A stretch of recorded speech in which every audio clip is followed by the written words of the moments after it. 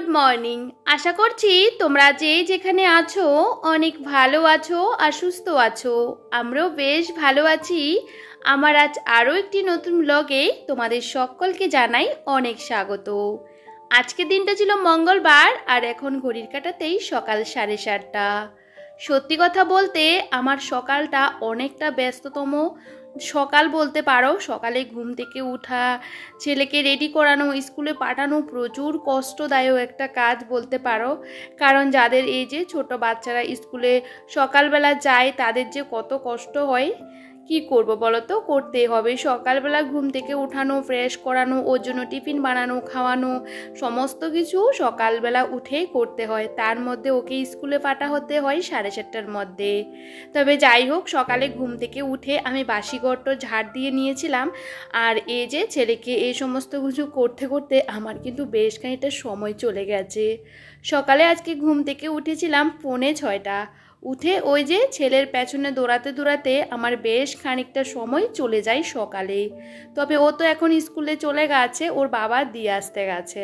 তো ভাবলাম চলো এখন নিজের মতন করে সংসারের কাজগুলো করব। তবে আমার তো একার সংসার, সত্যি কথা বলতে একার সংসারে এই যে কাজকর্ম সমস্ত দিকটা নিজেকেই একা হাতে সামলাতে হয়। তবুও কিন্তু আমার ঘর দুয়ারগুলোকে সবসময় টিপটপ রাখার চেষ্টা করি। প্রত্যেকটা দিন রাতেবেলা ঘুমানোর আগে আমি কিন্তু সমস্ত ঘর দুয়ারগুলোকে গুছিয়ে সমস্ত কাজকর্মগুলোকে রেডি করে রাখি। তারপরেও সকালে যখন ওই যে ছেলে ঘুম থেকে উঠে তখনই দৌড়াদৌড়ি লাপালাপি করে সমস্ত জিনিসপত্রগুলোকে অগোছালো করে নেয়। ওরা তো ছোট বাচ্চা, বুঝতেই পারো। তো যাই হোক, ও যেহেতু স্কুলে বেরিয়ে গেছে এখন নিজের মতন করে ঘরের প্রত্যেকটা কাজ আমি গুছিয়ে নেব। আর একটু ঘর দুয়ারগুলো অগোছালো থাকলে না একদমই ভালো লাগে না, মনে হয় যে সকাল থেকে কোনো কাজকর্মই করিনি। আর দেখবে ঘর দুয়ার গোছানো থাকলে তাহলে দেখবে কত সুন্দর লাগে চারপাশটা তাকাতে। আর এখন অগোছালো জায়গাগুলো আমি ভালো করে গুছিয়ে নিচ্ছি। সকালে এখনও আমাদের কিছুই টিফিন খাওয়া হয়নি। সকালবেলা ছেলেকে নিয়ে দৌড়াদৌড়ি করে স্কুলে পাঠাতে অনেকটাই সময় লাগে। তো ওর বাবা যখন বাড়ি আসবে তখনই সকালে টিফিনটা খাবো। তো তার মধ্যে ভাবলাম চলো ঘর দুয়ারগুলোকে গুছিয়ে সমস্ত কাজকর্মগুলোকে রেডি করে নিই। আবার সকালে রান্নাবান্নার আছে, বরের অফিস আছে, বুঝতেই পারো। আর এদিকে টুকটুক করে আমার এই যে ঘরটাকে ভালো করে গুছিয়ে নিয়েছি। আর এখন ঘরটাকে ঝাড় দিয়ে নেব, ওই ঘরটাও গোছাতে হবে। ভাবলাম চলো একটা একটা রুম করে আগে গুছিয়ে নিই। একটা কথা মনে রাখবে, একটা বাড়ির বউ কিন্তু সংসারের জন্য প্রচুর খাটনি করে। আর একটা ঘর কিন্তু পরিপূর্ণতা পায় একটা সুগৃহিণীর দ্বারা। আর সুগৃহিণী কিন্তু ভালোবেসে অনেকটা যত্ন নিয়ে ঘর দরগুলোকে গুছিয়ে রাখে। তার যত কষ্টই হোক না কেন সে কিন্তু এই কাজগুলো করতে বাধ্য। যাই হোক, এখন এই ঘরটাকে গুছিয়ে আমি কিন্তু ঝাড় দিয়ে নিচ্ছিলাম। কারণ ভীষণ তাড়াহুড়ো করে সকালে কাজগুলো করতে হয়। কারণ কি বলতো, সময় তো কারোর জন্য বসে থাকে না, সময় কিন্তু সময়ের মতন চলতে থাকে। তার মধ্যে আমাদের কাজগুলো শেষ করতে হবে। আর এদিকে ওই ঘরটাকে ভালো করে গুছিয়ে ক্লিন করে আমি ঝাড় দিয়ে নিয়েছি। আর এখন এই ঘরটাকেও ভালো করে একটু ঝাড়পাট দিয়ে নেব। আর সকালবেলা বাসি ঘরটা আমি ঝাড় দিয়ে নিই প্রথমে উঠে। কারণ ওই যে ছেলে তো স্কুলে বেরোয়, আর কি বলতো, বাসি ঘর থেকে তো কেউ বেরোনোই ভালো না। তবে যতই ভালো করে ঘর দুয়ারগুলোকে ঝাড় দিই না কেন, যখন সমস্ত ঘর দুয়ারগুলোকে ভালো করে গোছাই আর বিছানা ঝাড় দিয়ে দেখবে কিছু না কিছু বালো ধুলো পড়তে থাকে। আর আজকে ভাবলাম বিছানা চাদরটা চেঞ্জ করব, তবে আজকে চেঞ্জ করব না। সকালবেলা অনেক কাঁচা ধোয়া করেছি, সেগুলো কিন্তু আমি ছড়িয়ে দিয়েছি মাঝখানে। আসলে কি বলতো, আজকে তো ভাবলাম বাইরে কিছু কাপড় রোদ্দুরে দেবো, সেহেতু সকাল সকাল কাঁচা ধোয়াগুলো করে বাইরে রোদে দিয়ে দিয়েছি। সেই জামা কাপড়গুলো শুকালে তারপরে কিন্তু আমার শাড়িগুলো রোদে দেব। ভাদ্র মাসে শাড়ি রোদ দিলে ভালো, তো ভাবলাম আজকে দেব। কালকে কিন্তু ভীষণ রোদ উঠেছিল, আমি দিইনি, কারণ এত অতিরিক্ত রোদ দিলে শাড়িগুলো কালারে নষ্ট হয়ে যাবে। তো ভাবলাম না, আজকে দেব। তো দেখো এদিকে আমি এই যে ঘরটাকেও গুছিয়ে নিচ্ছি। কারণ কি বলতো, আমার বড় চলে এসেছে ছেলেকে স্কুলে দিয়ে এসে। তো ভাবলাম চলো এখন এই যে বিছানাপত্র ঘর দুয়ারগুলো টিপটপ করে গুছিয়ে রাখি। ভালো লাগে না একটু অগোছালো থাকলে, দেখবি কীরকম একটা লাগে। আর জায়গার জিনিস জায়গাতে থাকলে দেখবে দেখতেও কিন্তু বেশ ভালো লাগে। সকালে আমি কিন্তু এই সমস্ত কাজগুলো করে নিই। আমি কিন্তু সকালে এখনও পর্যন্ত কিছু খাইনি। ওই যে খাবারের আগে সমস্ত কাজগুলো গুছিয়ে নিই, না হলে ভালো লাগে না। আর প্রত্যেকটা জিনিসের উপর ভীষণ পরিমাণে ধুলো পড়ে থাকে। আর দেখবে চোখের সামনে জিনিসগুলো এতটা ধুলো পড়ে থাকলে না ভালো লাগে না। প্রত্যেকটা দিন যতই পরিষ্কার করি না কেন, কিন্তু একটু আলতো হাতে প্রত্যেকটা দিন মুছতে হয়। আজকে ভাবি এই কাজগুলো করব না, তারপরেও না করে পারি না। আর কালকে না ওই যে মেলাতে গেছিলাম, কিছু জিনিসপত্র নিয়ে এসেছি। ভাবলাম ড্রেসিং টেবিলটাকে একটু গোছাবো, কারণ একটা বক্স নিয়ে এসেছিলাম। কারণ আমার যে জিনিসগুলো দরকার নেই সেগুলো বাতিল করে দেব। আর কি বলতো, একটা বক্সের মধ্যে সমস্ত জিনিসগুলো রাখলে না নিতেও বেশ সুবিধা হয়। তো ভাবলাম এখন এই সমস্ত কাজগুলো করব না, ওই যে যখন সমস্ত কাজকর্ম হয়ে যাবে এক্সট্রা টাইমে ওই কাজগুলো করে নেব। আর এদিকে বিছানাপত্র টান টান করে গুছিয়ে নিয়েছি, এখন ঘরটাও ঝাড় দিয়ে নিয়েছি।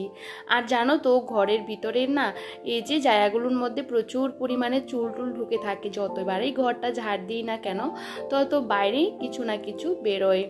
যাই হোক, এদিকে ঘর দুয়ারগুলোকে এখন ঝাড়পাট দিয়ে আমি ঘর বারান্দাগুলো মুছে নেব। তো ভাবলাম সকাল সকাল চানটা করে পুজোটা দিয়ে দেব। বর এদিকে বরের জন্য ছাতু করে নিয়েছে, ও কিন্তু সকালে ছাতুটা খেয়ে নিয়েছে। আর আমি যেহেতু সিয়াসিস ভিজানোর জলটা প্রত্যেকটা দিনই খাই, তো যে সকালবেলা না একদমই খিদে পায় না। জানো তো কাজকর্মগুলো যতক্ষণ শেষ করি না ততক্ষণ আর কিছু খেতে ইচ্ছে করে না। আর দেখবে কাজের মধ্যে থাকলে না তখন আর কিছু খেতেও ইচ্ছে করে না। কালকে রাতে এতটা বাজ পড়েছে আর হালকা হালকা বৃষ্টিও হয়েছে। ভেবেছিলাম সকালটা মধ্যে মনে হয় রোদ উঠবে না, তবে যাই হোক জামা কাপড়গুলো কেচেছি, তো সেগুলোও কিন্তু বাইরে দিয়েছি। আর যেগুলো কালকে রাতে ওই যে জামা পড়েছিল বড় অফিস থেকে এসে, সেগুলো বারান্দার মধ্যে দিয়ে রেখেছি। তো ভাবলাম চলো এখন এই যে বাইরের জায়গাটা ঝাড় দিয়ে নেব। জানি না আজকে কি হবে, কিন্তু সকালটা বেশ অন্ধকার অন্ধকার, তবে জানো তো মাঝখানে বেশ সুন্দর রোদও উঠেছে। আর এদিকে বাইরের সমস্ত কাজকর্মগুলো সেরে ঝাড়পাট দিয়ে কিছু গাছে ভেন্ডি ছিল সেগুলো তুলে নিয়েছি। আর ভাবলাম চলো চানটা করে পুজোটা দিয়ে দিই। ঠাকুর পুজো দেওয়া হয়ে গেছে। এদিকে আমি ভাতটাও কিন্তু বসিয়ে দিয়েছি, আর সাথে চা বসিয়ে দিয়েছি। ভাবলাম চলো আগে সিঁদুরটাও পরে নিই। সকাল সকাল দেখলে চান পুজোটা করে নিলে বেশ ভালো লাগে, যেহেতু ছেলে এখন নেই আর কাজগুলো করতেও না বেশ সুবিধা হচ্ছে। ও স্কুল থেকে আসলে ওকে একটু সময় দিই, আর এখন যেহেতু বাড়িতে নেই প্রথম প্রথম বেশ খারাপ লাগতো, ছেলে কখন আসবে কখন আসবে। এখন ছেলে স্কুলে থাকতে থাকতে আমার সমস্ত কাজকর্মগুলো সেরে নিই, কারণ ওকে আবার আনতে যেতে হবে, সে কারণে। আর আজকে না এই যে দুধ চা করছিলাম, আসলে কি বলতো মাঝখানে মাঝখানে এখন গ্যাপ দিয়ে চাটা খাচ্ছি, একবারে বন্ধ করতে পারছি না। বন্ধ করলেই কিন্তু ওই যে মাথা যন্ত্রণা শুরু হয়। তোমাদের তো আমি কতদিন ধরে বলছি যে আমার মাথা যন্ত্রণা করছে। মাঝখানে না 2-3 দিন নাগাদ আমি চা খাই না, তো সেই কারণে মাথা যন্ত্রণা করে। তো একটু চা খেলে দেখি মাথাটা বেশ ছেড়ে যায়। তো এখন না দুধ চাটা খেতে বেশ ভালো লাগছে, কারণ আমি তো আগে সবসময় লিকার চাটা খেতাম, কারণ এখন দুধ চাটা না খেলে ভালো লাগে না। তো যাই হোক দুধ চাটা না খেলে ভালো, তবে আমি চিনির পরিমাণটা অনেকটাই কম দিই।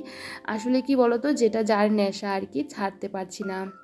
আর আজকে সকালে বেশি কিছু টিফিন বানাইনি, বর যেহেতু ছাতু খেয়েছিল, তো ভাবলাম একটু মুড়ি নিয়ে নিই, সাথে একটু চানাচুর। আর এভাবে খেতেও বেশ ভালো লাগে মাঝে মধ্যে। আর দেখবি সকালে যদি রান্নাবান্নার চাপটা থাকে না, একা হাতে সমস্ত দিক সামলাতে একটু অসুবিধা হয়, তবে নিজের মতন করি তো অনেকটাই সুবিধা হয়। যাই হোক, এদিকে আজকে করছি গাজর ভাজি। অনেকগুলো গাজর ফ্রিজে জমা হয়ে গেছে, ভাবলাম নষ্ট হয়ে যাবে, তো ভাবলাম কিছু কিছু ভাজি করে নিই, কারণ ছেলেও পছন্দ করে না আর আমিও পছন্দ করি না। তো বর পছন্দ করে, সেহেতু অল্প করে ভাজিটা করলাম। আর সাথে আজকে কি বলতো, ঝিঙে ছিল 2টো, আর আলু দিয়ে মাছের ঝোল করছি একটু হালকা পাতলা করে। আর এটার মধ্যে কোনো মশলাপাতি দিইনি, যেহেতু ছেলেকে খাওয়াবো, ওই যে জিরে ধনে এগুলো দিয়ে করছিলাম। আর লঙ্কা তো একদমই দিইনি, কারণ ছেলে খেতে পারবে না। তো আমরাও এভাবে খাবো, কারণ আমাদের যেহেতু দুজনের সংসার, আলাদা করে আর রান্না করছি না। ভাবলাম চলো আবার একটু মাছের তেলও করছি, কারণ মাছের তেলটা একটু ঝাল ঝাল করে করব। আর কালকের বাসনপত্র ধোয়া ছিল না, সেগুলো আর ঝুড়ি থেকে খালি করা হয়নি, কারণ এখন তো আবার বাসন মাজবো। শুকনো বাসনগুলো জায়গাতে গুছিয়ে রাখছি, যেহেতু সকাল সকাল রান্না করে আসিনি। তো ভাবলাম চলো এমনিতে দেরি হয়ে গেছে, বাসনগুলো পরে গোছাবো। এখন রান্না করতে করতে আমি বাসন টাসন গুছিয়ে নিয়েছি, আর রান্নাঘরের জায়গাটাও গুছিয়ে নিয়েছি। এভাবে কিন্তু আমি কাজগুলো করি, যেহেতু একা হাতে সমস্ত দিকগুলো সামলাতে হয়। আর আজকে আমার রান্নাবান্না 9:30টার মধ্যে কমপ্লিট হয়ে গেছে। হঠাৎ করে দেখি বাইরে বেশ ঝলমলে রোদ উঠেছে। মাঝখানে তো একদমই অন্ধকার করে রেখেছিল, তবে সকালে জামা কাপড়গুলো বেশ শুকিয়ে গেছে। সেগুলো ভাবলাম বাইরে বারান্দার মধ্যে দিয়ে রাখবো, কারণ শাড়িগুলো বাইরে একটু রোদ খাওয়াবো। আমার মা সবসময় বলতো ভাদ্র মাসে জামা কাপড় শুকালে বেশ ভালো থাকে। আর এমনিতেও দেখবে আমরা শাড়ি টাড়িগুলো একদমই পরা হয় না, তো বছরে একটা বার যদি বাইরে রোদে দিতে পারি তাহলে বেশ ভালো হয়। তবে যে শাড়িগুলো একদমই পরা হয় না সেগুলোই দিচ্ছি, কারণ এখানে অনেক শাড়ি আছে, কারণ এতগুলো শাড়ি তো বাইরে দেওয়া সম্ভব না। তো দেখো যেটুকু পারছি ওইটুকু দিচ্ছি। তো ভাবলাম যেহেতু ছেলেকে আনতে যাব 10টার সময়, এখন শাড়িগুলো বাইরে রোদে দিয়ে তারপরে যাব। তো 1-2 ঘন্টা যাই রোদ লাগলে তাইতে কিন্তু আমার জন্য ভালো। যাই হোক, এখন এক এক করে সমস্ত শাড়িগুলো দিয়ে দিচ্ছি। আর এখানে আমার লাল ওই যে নীল কালারের শাড়ি, এগুলো হলো আমার বিয়ের আর বৌভাতের শাড়ি, বেশ ভালো লাগে। তবে যেটুকু হয়েছে সেটুকুই শাড়ি দিয়েছি, আরও বাদবাকি অল্প কিছু শাড়ি রয়ে গেছে, সেগুলো সুতির শাড়ি। তো ভাবলাম যে সুতির শাড়ি তো মাঝে মধ্যে পরা হয়, এগুলো পরেই দেব। আর এখানে কিছু শাড়ি আছে আমার বিয়ের আগের শাড়ি, বেশ ভালো লাগে। তবে বাপের বাড়িতে অনেক শাড়ি রেখে এসেছি, সেই সমস্ত শাড়িগুলো আমার দিদি নিয়ে চলে গেছে। তবে যাই হোক, এমনি তো শাড়ি পরা হয় না, তবে শাড়িগুলো দেখতে বেশ ভালো লাগে। এদিকে বাইরে শাড়িগুলো রোদে দিয়ে ভাবলাম চলো ঝটাপট করে এই যে বাসনগুলো আগেই মেজে রেখেছিলাম আর রান্নাঘরটাকে পরিষ্কার করে নিয়েছি। এখন যাব ছেলেকে আনতে। আর এই মুহূর্তে বেশ খানিকটা সময় পেরিয়ে গেছে, ছেলেকে নিয়ে স্কুল থেকে চলে আসলাম। তো কি বলতো বন্ধুরা, ওকে নিয়ে এসে একটু খাবার খাওয়ালাম, কারণ ও যখন বাড়িতে আসে ওকে কিছু একটা খাওয়াতে হয়, কারণ সকালবেলা তো অল্প কিছু খেয়ে যায়, আর যে টিফিনটা দিই ওটা ভালো করে ফিনিশও করে না। আর এই মুহূর্তে বাজে 12টা। আর জানো তো বাড়িতে এসেছি প্রায় 1 ঘন্টার উপরে হয়ে গেছে। কি সুন্দর রোদ ছিল, হঠাৎ করে এত বৃষ্টি শুরু হয়েছে কি বলবো। তবে আমার শাড়িগুলো কিন্তু বেশ সুন্দর ঝলমলে রোদ পেয়েছিল, অনেকখানি রোদ লেগেছে। তো ভাবলাম চলো বৃষ্টি আসার আগে আমি বাড়ি চলে এসেছি, যদি আমি স্কুলে থাকতে থাকতে যদি বৃষ্টিটা হতো তাহলে একদমই জামা কাপড়গুলো ভিজে অবস্থা খারাপ হয়ে যেত। তবে যাই হোক, এই যে বাড়ি চলে এসেছি আর ভাবলাম ছেলেকে চান করাবো। আর সকালবেলা ঘর বারান্দা সমস্ত কিছু মুছেছিলাম, আর বারান্দাটা পুরো কাদা কাদা হয়ে গেছে, কারণ বৃষ্টি হলে না কি বলতো ওই যে টিনের জংগুলো পড়ে না, টিনের থেকে জং কালো কালো জংগুলো পড়ে আর পুরো বারান্দাটা কালো কালো হয়ে থাকে, পা দিলে সে পায়ে থেকে ঘরে আসে। তো সে কারণে বারান্দাটা ভালো করে ধুয়ে দিয়েছি আর এদিকে ছেলেকে চানটা করিয়ে দিয়েছি। ভাবলাম চলো এখন ছেলেকে খাবারটা খাইয়ে দেব। তো এদিকে ছেলেকে চান টান করিয়ে রেডি করে নিয়েছি আর ওকে এখন খাওয়াবো। আর এদিকে আমার শাড়িগুলো অনেকক্ষণ আগে আমি কিন্তু রোদ থেকে এনে ভাঁজ করে করে রেখেছিলাম। তো ভাবলাম একটু পরেই ঢুকাবো, যেহেতু গরম গরম রয়েছিল সে কারণে। আসলে কি বলতো, শাড়িগুলো না আমি ভাঁজ করার আগে আলমারিটা একটু গুছিয়ে নিয়েছিলাম, যেহেতু আলমারিটা ভীষণ অগোছালো হয়ে গেছে। তো দেখো এদিকে এখন শাড়িগুলো সমস্ত জায়গাতে গুছিয়ে রাখবো। আর এখন এই আলমারির মধ্যে বেশ সুন্দর জায়গা আছে, কারণ আমার ছেলের অনেক জামা কাপড় আমি কিন্তু ছোট্ট একটা ওয়ার্ড্রোব আছে ওটার মধ্যেই রেখেছিলাম। তো আমার বেশ সুবিধা হয়। আসলে কি বলতো, একটার মধ্যে সমস্ত জামা কাপড়গুলো রাখলে না বেশ কষ্ট হয়। তবে এই জায়গাটা শুধু আমার শাড়ি রাখার জায়গা, কারণ আমার চুড়িদার রাখি একটা থাকের মধ্যে আর আমার বরেরগুলো আলাদা, এভাবেই করে রাখি। কিন্তু এভাবে রাখলে আমার মনে হয় অনেক জিনিসই কিন্তু স্টেপ বাই স্টেপ সুন্দর করে রাখা যায়। আর এদিকে ছেলে তো খাওয়া দাওয়া হয়ে গেছে, তো ভাবলাম আমি জামা কাপড়গুলো গুছিয়ে তারপরে খাবারটা খেয়ে নেব। তবে জানো তো এখন বেশি একটা বাজেনি, বাইরে কিন্তু ভীষণ বৃষ্টি শুরু হয়ে গেছে। হঠাৎ করে এরকম বৃষ্টি আসবে আমি সত্যি কথা বলতে ভাবতেই পারিনি। যাই হোক, এদিকে আমার সমস্ত শাড়িগুলো গুছিয়ে রাখা হয়ে গেছে, যেহেতু ছেলেকে ঘুম পাড়াবো এই বিছানার মধ্যে। তো ভাবলাম না শাড়িগুলো ঢুকিয়ে রাখি। আর এদিকে আমারও খাওয়া দাওয়া হয়ে গেছে, ছেলে এখনো ঘুমায়নি, বলছে ফল খাবে। তো ভাবলাম চলো একটু কেটে দিই, সাথে আমিও খাই। তবে চলো আজকে ব্লগটা এখানেই শেষ করছি। সবাই ভীষণ ভালো থেকো, সুস্থ থেকো।